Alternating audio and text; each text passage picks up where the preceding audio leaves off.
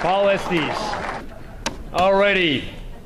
Our next inductee is Peter Hill, class of 1970.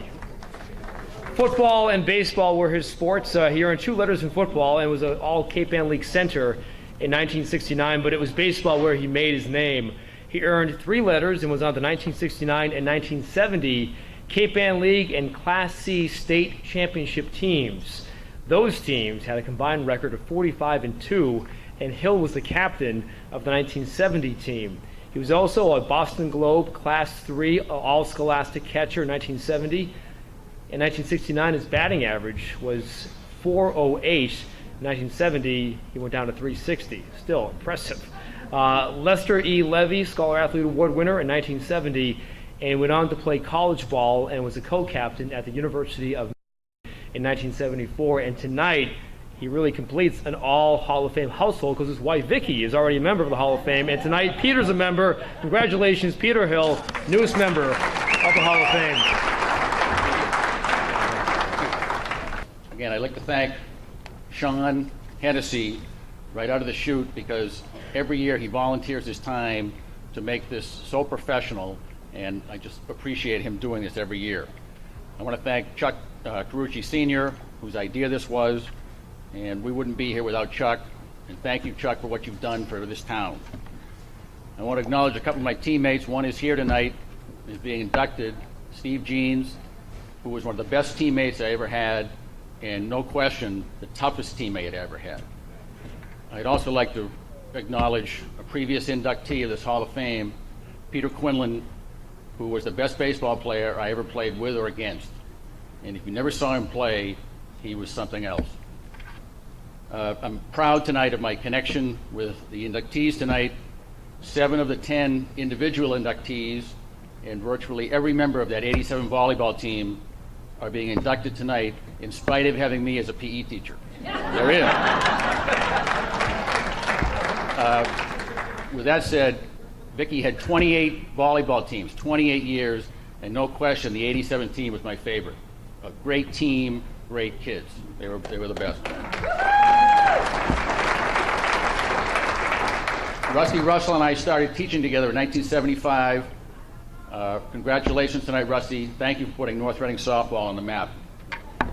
And I was privileged to take many bus rides with Scylla Mayo. As Scott said, she loved her job, loved the kids. When people ask me about my athletic career, I usually have the same response. I might have been small, but I was slow. And I was definitely slow in 1967. I was a fat freshman JV catcher when I was first exposed to a force of nature named Frank Carey. He was 23 years old, second year JV coach, and he taught us baseball like no one we had ever known. Just an example of Frank's coaching style in those days. We had a JV game at Masco on the third base bench, and Frank taught us the game. We knew how to play. You're a base runner. Any doubt in your mind, you slide. Frank taught us how to slide. So we have a cocky second baseman, fastest kid in the school, gets on first base. Frank gives him the steal. He takes off. Nobody's going to throw him out. Cruises into second base, standing up. Ball arrives, same time, bang, bang, out. And we know this isn't good. We all looked at Frank at the end of the bench. It looked like his head was going to explode.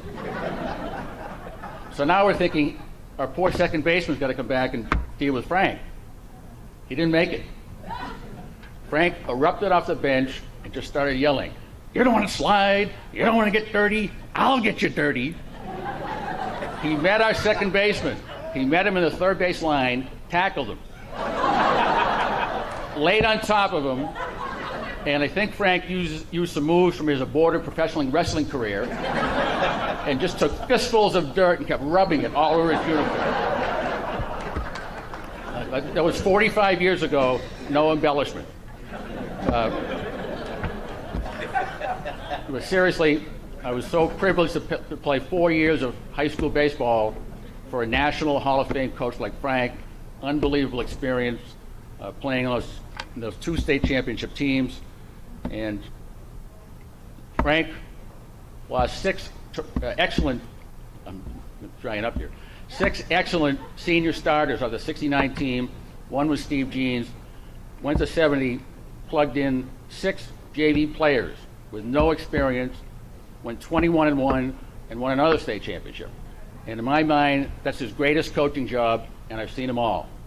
I mean, it was unbelievable that year. I want to finish by acknowledging my wife, Vicki, who was in 2 Halls of Fame as a volleyball coach, and I think I'm the only person who knows the time and dedication she put into it, and that's why she was so good at it. Thank you. Enjoy the evening. Ladies and gentlemen, Peter Hill. Our next inductee is just a gentleman that Peter mentioned, Stephen Jeans, who Peter called one of his best and toughest teammates. Stephen was a 1969 graduate of the high school, and his sports were football, basketball, and baseball. He was a member of the 1969 Class C Baseball State Championship, who was co-captain. He was co-captain with Bob Hunt, who some of you may remember. In 1969, he was also part of the Tech Tourney team that played at the Boston Garden. He was also a member of the 1966 football team that won the Campaign League Championship and beat Linfield by a score of 3-2 on Thanksgiving.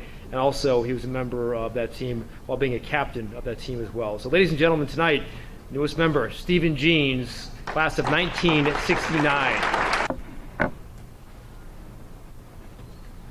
I brought just a very small piece of paper here tonight. One of our teammates in '69 was a guy that didn't play that year, but he came to our church several years later. And I was carrying to the pulpit when I was preaching 3 sheets of 8.5 by 11, and one day he gave me this. And he said, "Steve, try this one." And I've had it ever since. I would like to say thank you for the nomination and for the opportunity being inducted into the North Reading Hall of Fame. Indeed, though we've been away from the town for a long time, it is my hometown, and very much feel connected here every time we come back. And seeing generations of athletes before me who have been inducted, noticing that my list of credentials is the shortest one of anybody here tonight, also recognizing that I kind of put 2 and 2 together because I'm the oldest inductee, and if I were not the oldest inductee, it would be Peter Hill. So anyhow, I appreciate the honor very much. I do appreciate my family being here. My mother here at age 91 took a long nap this afternoon so she could stay up late tonight.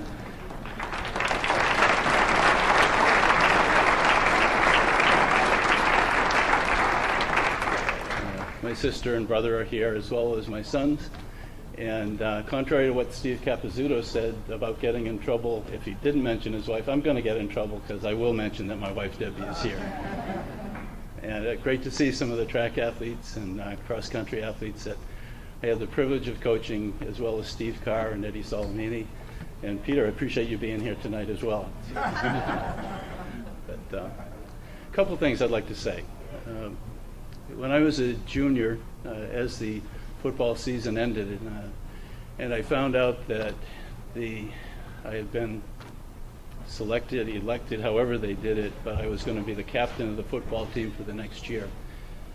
While the immediate thing was to feel honored by that, the second thing that came across my mind was, I'm going to have to give a speech at a pep rally. And I kid you not, that whole year as I was anticipating my senior year, it was that pep rally that scared me the most. And when Frank called and said that the induction was happening and that I was going to be inducted tonight, that same feeling came over to the pit of my stomach that, oh boy, here I go again. I've got to talk in front of people. God has a great sense of humor. He's put me in a profession where I have to be in front of people all the time, and I still am not comfortable with it. But I do, as I reflect upon the time that I had at North Reading and the opportunities we were given in athletics, it's been over 40 years.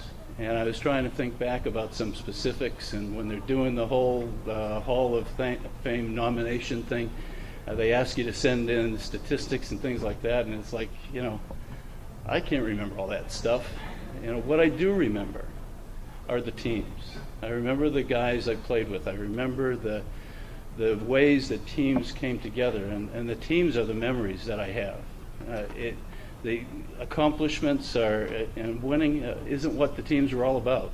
The teams were guys working together and having the opportunity to pursue goals together. And one of the things that impressed me as I was thinking back about those teams is that any one of those teams, as successful as they were, they all depended on every team member to do their job. And some guys did big, big jobs. You know, guys like Peter Quinlan that Pete Hill mentioned a moment ago.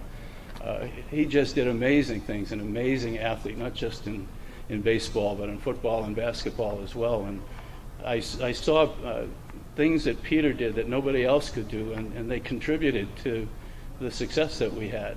And you'd see other things, though, that were just as important to the success of the team. And without the little things that other players did, and the consistency and the practices of doing the things and doing it in the right way, those teams just couldn't have been successful. And I think as an athlete, we all, especially in team sports, come to appreciate how very, very important and critical our team members are. And I think back to football.